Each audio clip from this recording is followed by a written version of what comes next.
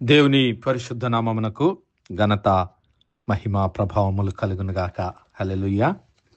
మరొకసారి ఈ అనుదిన బైబిల్ ధ్యానములకు మీ అందరినీ మన రక్షకుడు ప్రభు అయిన యేసు క్రీస్తుల వారి పరిశుద్ధ నామమున ప్రేమతో ఆహ్వానిస్తున్నాను. పిల్లరా, ఈ నూతన సంవత్సరము 2025వ సంవత్సరములో దేవుడు తన మహాకృప చేత మనలను జ్ఞాపకము చేసుకొని మరి యొక్క నూతన సంవత్సరం అనే బహుమానాన్ని మనందరి జీవితాల్లో అనుగ్రహించాడు. కాబట్టి ఈ నూతన సంవత్సరము దేవునితో ఆరంభించడానికి తీర్మానం చేసుకుందాం. నూతన ఆరంభము, నూతన అభిషేకము, నూతన ఆశీర్వాదములు పొందుకోవడానికి దేవుని సన్నిధిలో సాగిపోదాము. పిల్లరా, అయితే నూతన విషయములను గురించి, నూతన ఆరంభములను గురించి మనము ధ్యానించుకుంటూ ఉన్నాం. నూతన జీవితాన్ని, యేసయ్యతో ఒక నూతన అనుభవాన్ని సంపాదించుకోవాలి. ఈ నూతన సంవత్సరంలో యేసయ్యతో నడిచేటటువంటి అనుభవములో మనము తిరిగి నూతనంగా ఆరంభించాలి. పాతవి గతించాయి, కొత్త సంగతులు మునుపటివి జ్ఞాపకం చేసుకునవద్దు. నీవు మరి నీ పాత జీవితాన్ని విడిచిపెట్టి, నీ చిత్తాన్ని విడిచిపెట్టి మరి దేవుని చిత్తాన్ని జరిగించడానికి తీర్మానం చేసుకోవాలి. ఈ నూతన సంవత్సరంలో మరి అలాంటి తీర్మానం చేసుకొని దేవునితో నూతన ఆరంభంలో మనము ముందుకు సాగుదాం. మరి క్రీస్తు ప్రభుల వారు చెప్పినటువంటి నూతన జన్మ అనుభవమును గురించి మాట్లాడుకుందాం. యోహాను సువార్త 3వ అధ్యాయము 1 నుంచి గమనిద్దాం. మొదటి 8 వచనాల్లో, యూదుల అధికారి అయిన నీకోదేమను పరిసయ్యుడు ఒకడుండెను. అతడు రాత్రియందు యేసయ్య యొద్దకు వచ్చి, బోధకుడా, నీవు దేవుని యొద్ద నుండి వచ్చిన బోధకుడవని మేమెరుగుదుము. దేవుడు అతనికి తోడయ్యుంటేనే కాని నీవు చేయుచున్న సూచక క్రియలను ఎవడునూ చేయలేడని ఆయనతో చెప్పెను. అందుకు యేసు అతనితో, ఒకడు క్రొత్తగా జన్మించితేనే కాని అతడు దేవుని రాజ్యమును చూడలేడని నీతో నిశ్చయముగా చెప్పుచున్నాను అనెను. దేవుని నామానికి మహిమ కలుగును గాక. యేసు అంటున్నాడు, ఒకడు క్రొత్తగా జన్మించితేనే కాని అతడు దేవుని రాజ్యమును చూడలేడని నీతో నిశ్చయముగా చెప్పుచున్నానని అనెను. అందుకు నీకోదేము, ముసలివాడైన మనుష్యుడు ఎలాగూ జన్మించగలడు?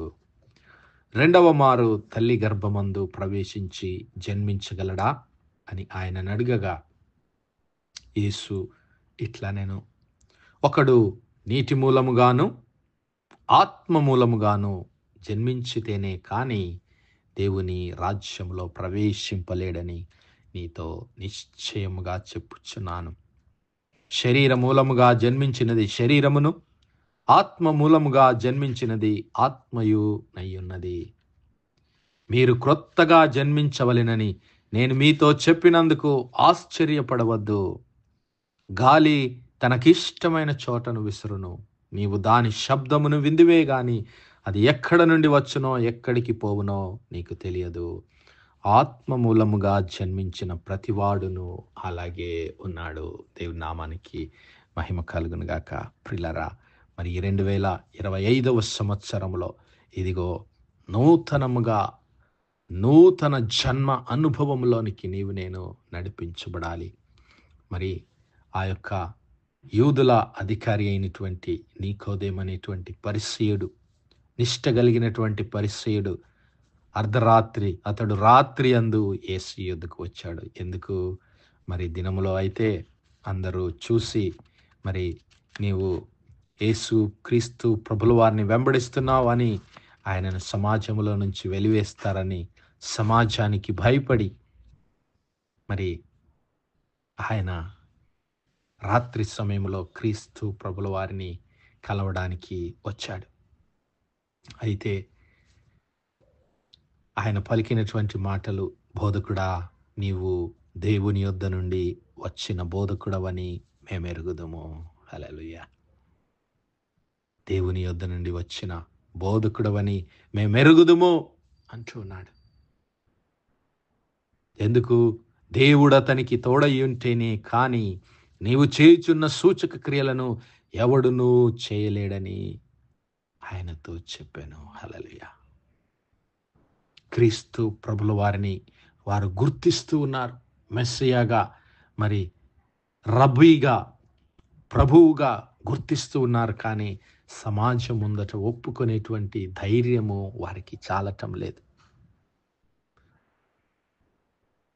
అయితే వారి ఆత్మీయ జీవితాన్ని బలపరచడానికి క్రీస్తు ప్రభుల వారు మరి ఆత్మ సంబంధమైనటువంటి విషయాలను గురించి మాట్లాడుతున్నాడు.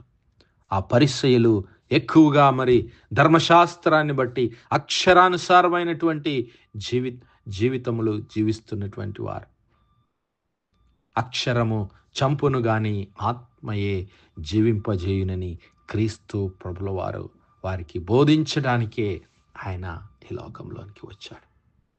నేను మాట్లాడే మాటలు ఆత్మయు జీవమునై ఉన్నవని యేసయ్య వారికి బోధించడానికే వచ్చాడు. హల్లెలూయా. అందుకే ఆయన ఇదిగో ఆత్మ మూలంగా మీరు జన్మించాలి అని వారికి తెలియజేస్తున్నాడు.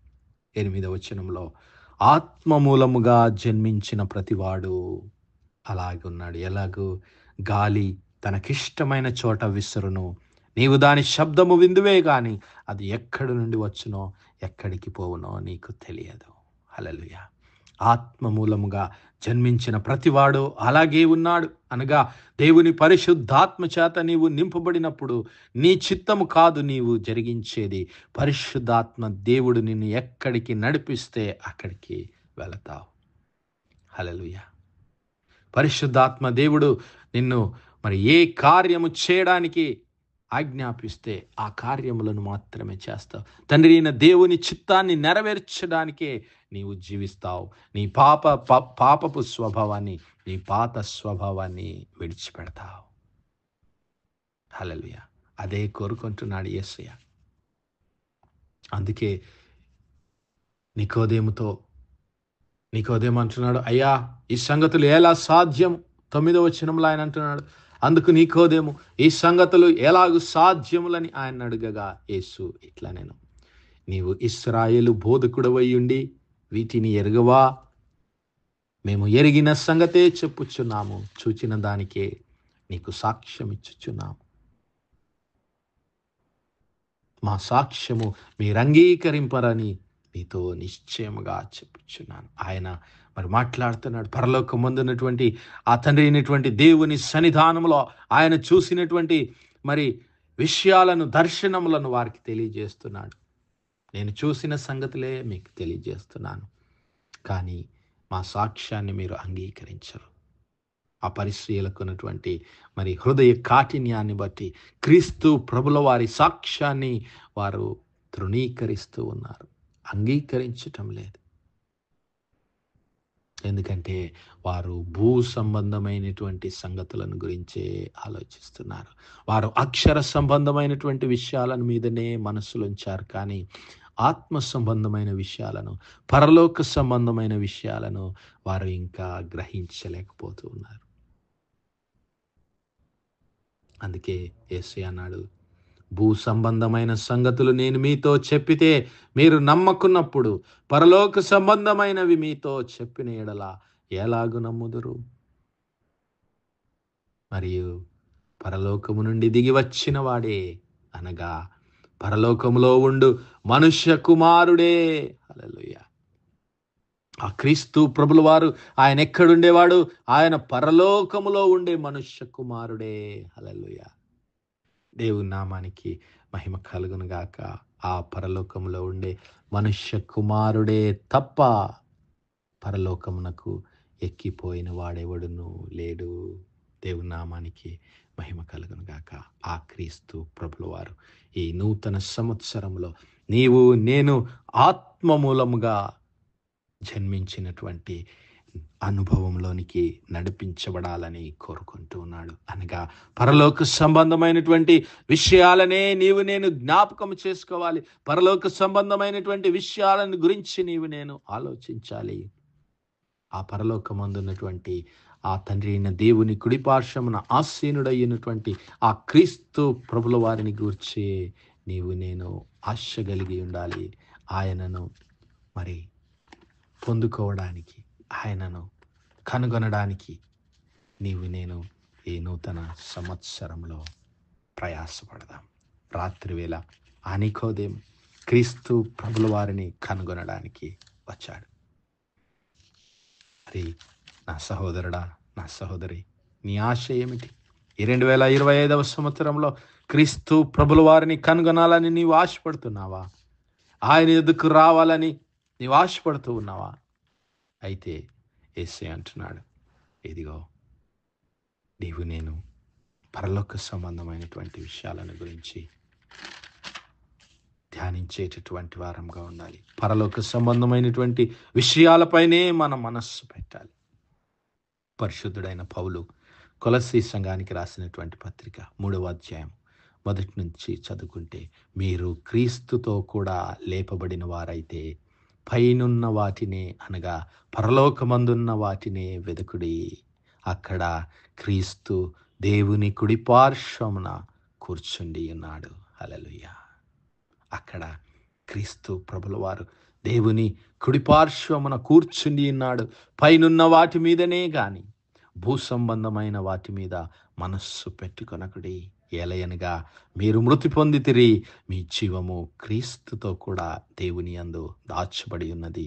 మనకు జీవమయ్యున్న క్రీస్తు ప్రత్యక్షమైనప్పుడు మీరును ఆయనతో కూడా మహిమయందు ప్రత్యక్షపరచబడుదురు. హల్లెలూయా. దేవుని నామానికే మహిమ కలుగును గాక. నా సహోదరుడా, నా సహోదరి, నీ జీవము క్రీస్తు ప్రభుల వారి యందు దాచబడి ఉన్నది. ఆ క్రీస్తు ప్రభుల వారు ఇప్పుడు పరలోకమందున్నటువంటి తండ్రి అయినటువంటి దేవుని కుడిపార్శ్వమున ఆసీనుడై ఉన్నాడు. హల్లెలూయా. మరి ఆయన తిరిగి రాబోతూ ఉన్నాడు. ఆయన మేఘారూఢుడై రాబోతూ ఉన్నాడు. హల్లెలూయా. ఆ క్రీస్తు ప్రభుల వారు దేవుని మహిమ యొక్క తేజస్సు, ఆయన తత్వం యొక్క మూర్తిమంతమై ఉండి తన మహత్తు గల మాట చేత సమస్తమును నిర్వహించుచు పాపముల విషయములలో శుద్ధీకరణం తానే చేసి దేవదూతల కంటే ఎంత శ్రేష్టమైన నామము పొందెనో వారి కంటే అంత శ్రేష్ఠుడై ఉన్నత లోకమందు మహామహుడగు దేవుని కుడిపార్శ్వమున కూర్చుండెను. హెబ్రీ పత్రిక 1 అధ్యాయం 4 వచనాలు. ఆ కుడిపార్శ్వమందు కూర్చున్న సింహాసనం పైన దేవుని కుడిపార్శ్వమున సింహాసనమందు ఆసీనుడైన ఆ క్రీస్తు ప్రభుల వారి త్వరలో రాబోతున్నాడు. నీ జీవము ఆయనలో దాచబడి ఉన్నది. కాబట్టి ఈ నూతన సంవత్సరంలో ఆ పరలోక సంబంధమైనటువంటి విషయాలపైన దృష్టి పెడదాం. నూతన జీవితాన్ని పొందుకుందాం. నూతన మరి మార్గములలో నడవటానికి యేసయ్య చెంతకు వద్దాం. అట్టి కృప, అట్టి ధన్యత దేవుడు మనందరి జీవితాల్లో దయచేయను గాక. ఆమేన్, ఆమేన్, ఆమేన్. ప్రార్థించుకుందాం. హల్లెలూయా, హల్లెలూయా, హల్లెలూయా, హల్లెలూయా. స్తోత్రము, స్తోత్రము, స్తోత్రము, స్తోత్రములు తండ్రి. అత్యంత కృపాభరితుడవు, అత్యున్నత సింహాసనంపై ఆసీనుడవైన మా ప్రియ పరలోకపు తండ్రి, కలిగినటువంటి మా దేవ, సైన్యములకు అధిపతి వగు మా యెహోవా తండ్రి, కృపా కనికరములు గల మా ప్రభువా, సూర్యోదయం మొదలుకొని ఇంత మట్టుకు మా తండ్రి మీ చల్లని రెక్కల నీడను భద్రపరిచి అయా మరొకసారి మీ ప్రియ కుమారుడు మా ప్రభువైన యేసు క్రీస్తుల వారి పరిశుద్ధ నామములో దేవా మీ కృపా సింహాసనం యొద్ద ప్రార్థించడానికి సజీవ లెక్కలో మమ్మల్ని లెక్కించిన మీ ప్రేమకు వందనాలు, కృతజ్ఞతాస్తుతులు, స్తోత్రాలయ్యా. దినమెల్లా మీ యొక్క పరిశుద్ధాత్మ సహాయం, నడిపింపు, ఆదరణ మాకు అనుగ్రహించిన తండ్రి మీకే స్తుతులు, స్తోత్రాలు. అవును మా ప్రభువా, మేము పరలోక సంబంధమైనటువంటి విషయాలనే ధ్యానించేవారముగా అయ్యా, పరలోకమందు ఉన్నటువంటి మీ సింహాసనం వైపు మా కన్నులెత్తి మీ వైపు నిత్యము చూస్తూ నిరీక్షణ గలవారమై మా ఆత్మీయ జీవితంలో ముందుకు సాగే కృప దయచేయండి ప్రభువా. మీకు స్తోత్రాలు. మాలో ప్రతి ఒక్కరము నూతన జన్మ అనుభవంలోనికి నడిపించడానికి ఆత్మ మూలముగా నా ప్రభువా మా జీవితాలను మీకు అర్పించుకునే కృప దయచేయమని వేడుకుంటున్నాం. ఆత్మాభిషేకం, నూతన ఆత్మాభిషేకాన్ని మన ప్రతి ఒక్కరికి దయచేసి మీ సన్నిధానంలో మహిమగల సాక్షులుగా నిలబడే కృప మాలో ప్రతి ఒక్కరికి దయచేయమని సమస్త మహిమ ఘనత ప్రభావాలు మీ నామానికే చెల్లిస్తూ మా ప్రభును మీ ప్రియకుమారుడు మా రక్షకుడైన యేసు క్రీస్తుల వారి పరిశుద్ధ నామను ప్రార్థించి వేడుకుంటున్నాం మా పరలోకపు తండ్రి. Amen, amen, amen. God bless you all. Praise the Lord. Shalom.